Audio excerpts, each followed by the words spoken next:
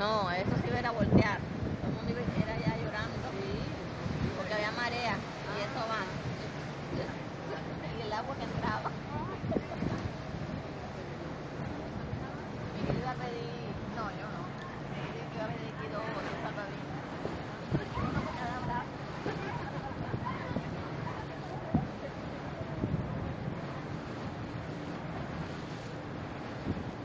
Los salvavidas. Que más que contigo, que esa salvavidas, más salvavidas que tú. Con la llanta que tienes ahí, con eso te salva. Paseo bastante largo. La llantica. Que dieron un paseo bastante largo. Más o menos. Lleva Sí, Miguel, ¿cuál? Una vida sedentaria que lleva. Comencé y me llanté. Cuando le dio la otra vez y que lo de la vaina del corazón, empezó a caminar. Fue a la hija del primo que hay ahí. No fue más. Cuando No, ya fue fui al como una cardiólogo que le dijo que semana. estaba bien. Terminó el ejercicio.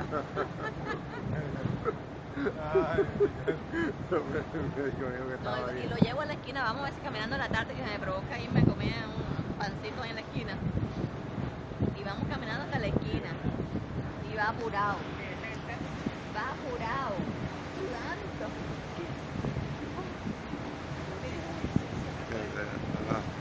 Ahora van a entrar por una calle 2 a 4, 8 por la mañana o al gimnasio. Sí. Más fácil. Me alegré tanto porque no iba quería por la tarde y por la tarde está cansado y va a dar más. Y la tarde está bajando. Digo yo, o sea, casi como se mete en internet y ves otra cosa, una horita para ahí mismo lo tiene hoy.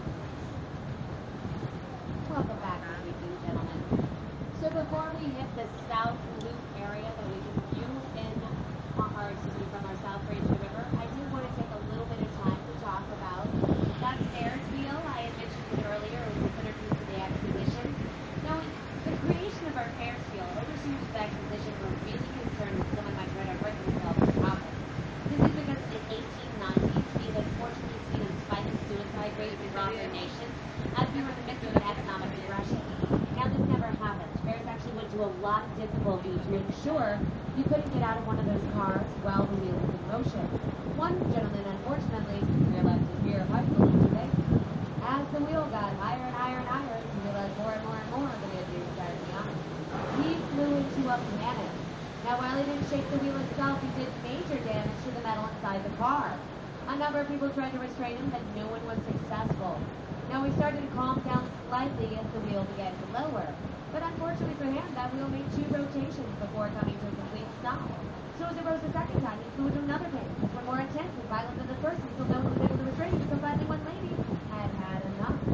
She said this was it. She was not going to take it for a second more. She stepped up to the plate. She ripped off her skirt, wrapped it around his head, set him on the floor of the car, and toppled him to the ride. Offering quite the thrill to anyone in the car with her, because in 1893, you gentlemen did not see anything more than a lady's ankles. Now, 40 years later, after that exposition, we had the World's Fair, Century of Progress in the city in 1933. It was the 40th anniversary of the exposition and was designed to celebrate 100 years of growth and progression within the city. The Adler Planetarium had opened that year, and it was the very first planetarium in the nation. But still, a more popular premiere was Sally Rand's Fan Dance. Spectators climbed up and down the streets in hopes of catching the one brief moment in which Sally Rand slipped up and dropped one of the 7-foot fans that she was dancing through behind. Didn't happen during the entire run of the fair. Now, those were a majority of the stars on our Chicago platform pointed out a little bit earlier. The first stars were Fort Dearborn, second the Fire, third the World Columbian Exposition, and the fourth that World's Fair Century of Progress 1933. We might get a 5th star added to our flag if you folks keep your hope as strong as ours that our poor cubbies ever win a World Series. Yes. All right, ladies and gentlemen. So on the right-hand side of us, we started to pass the South Loop area. I'm going to talk about River City just a little bit more. I'd mentioned that the architect Bertrand Goldberg, who designed River and Marina City, studied underneath Mies van der Rohe.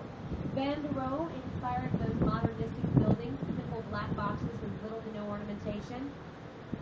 Goldberg clearly went in a very different direction than his instructor. He had a more organic approach to his work. Goldberg believed that there were no right angles in nature, so shouldn't be any within his architecture. That's a parent of both River and Marina City. Now, River City was originally completed in 1989. Originally, there were plans for 4 of these condominium complexes to undulate upper South Branch of the river. The city nixed the other 3 out of fear of density concerns. River City was completed in 1989 and is considered the jumpstart to the South Loop revival. As I said before, we are passing the South Loop to the right-hand side of us. There's actually not a formal way of naming our neighborhoods in the city. We go off of the common referral of its residents. So the South Loop is the South Loop, the new South Loop, Michigan Avenue Historic District, Dearborn Park, it's Printers Row, to name a few. Now, it's often called Printers Row because back in the day, in the early 1900s, this area was the majority of where our printing presses were located. It's an excellent example of that adaptive reuse we touched on a little bit earlier on the North Branch of the river. When all of this industry moved up and away, the sound structure buildings that they left behind became wonderful residential spaces. Since the late 1980s to the current day, the South Loop is still one of the most affordable and trendy areas to live in downtown Chicago. Now, if you're looking at our skyline, former Sears Tower, pull your attention to the right, a little further east, find a short tan building that has a little silver statue on it. The building will have a great deal of setback with the facade and emphasis on vertical lines, Art Deco in style, and a little silver statue on top of it in the skyline. Now, this is our Board of Trade. When that building was completed in 1930 by Halliburton Root at 45 stories, that was the world's tallest building for a quarter of a century. That is Ceres, the Roman goddess of harvest and grain up there. She stands looking out over the financial district, but Ceres can't do it very well because she has no face. The artist thought, well, hey, she's going on the world's tallest building. No one's going to see it. Why even bother? As we clear Congress, we'll be talking about the pink building right in front of our former Sears Tower. Tallest in the world and known only by its address, 311 South Wacker. No, la transparente. Skydeck. Now, Se llama Skydeck. the building has these 5 glass towers at the top. They're illuminated in the evenings by 1,400 fluorescent lights, which makes the building pop in our skyline. Colloquially, it's often referred to as the White Castle building. The 5 towers are based on the same design the designer gave his fiancée for her engagement ring. And the black boxy skyscraper behind it with the 2 wide antennas is our former Sears Tower. I have been saying former Sears. They did get a new name last summer. Willis Insurance Agency moved in. Maintaining the largest percentage out of any business or corporation. When they negotiated a rental lease, they negotiated a name change. Last July, we said goodbye to Sears and hello to the Willis Tower. Tallest in Chicago, North America, and the Western Hemisphere, 1,454 feet. Completed in 1974, Skidmore Owings and Merrill designer Bruce Graham and Dr. Crawford Hahn as engineer. Winds at that altitude reach over 200 miles per hour. So to avoid structural damage, we had deployed tubular construction. All this means is we bundled together 9 74-foot boxes at the base of the skyscraper. You'll see as the building rises, these boxes drop off, leaving only 2 at the very top. This lets the building dip away under the high velocity winds, avoiding any damage. It can technically stay a full 3 feet in any given direction. Now you see these 4 little glass boxes coming out over the river? Give them a wave. Sometimes if you're waving hard enough, you can actually see the flashes of the light go off through the glass door from their camera as they take a photo from you. This is the newest addition to our skydeck. It allows you to literally step off the former Sears Tower, look beneath you through the glass, 1,353 feet. I am not going to lie, folks. When I did this last summer for the first time when they opened, I definitely thought it was going to be. But I saw this boat go by as I did it, so that's how I knew they were probably taking the photo. Now, there are 28 acres of black aluminum that make up the skin to our former Sears Tower.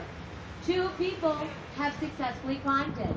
One was Spider-Man. He did with suction cups and pulleys. He made it all the way to the top where he was greeted by the Chicago police. He realized it was not Spider-Man or Peter Parker, and he was promptly arrested.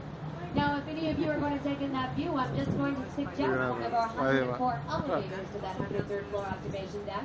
On a clear day, you can see surrounding 4 states, including across Lake Michigan. Now, to rise that 1,353 feet to the elevator will take you approximately 1 minute.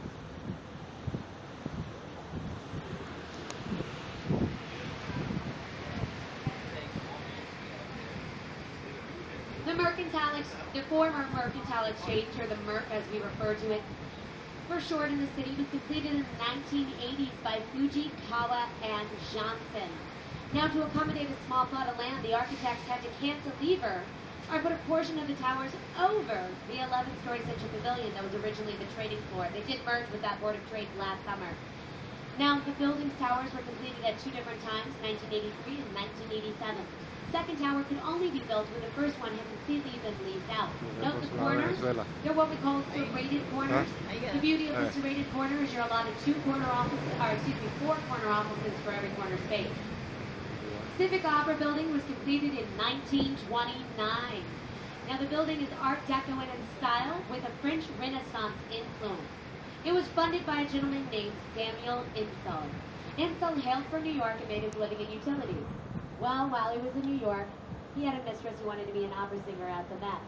As it turns out, the Met really did not want her. Sí funciona como es. So, Samuel Insull Un made a teatro. very No. nice show.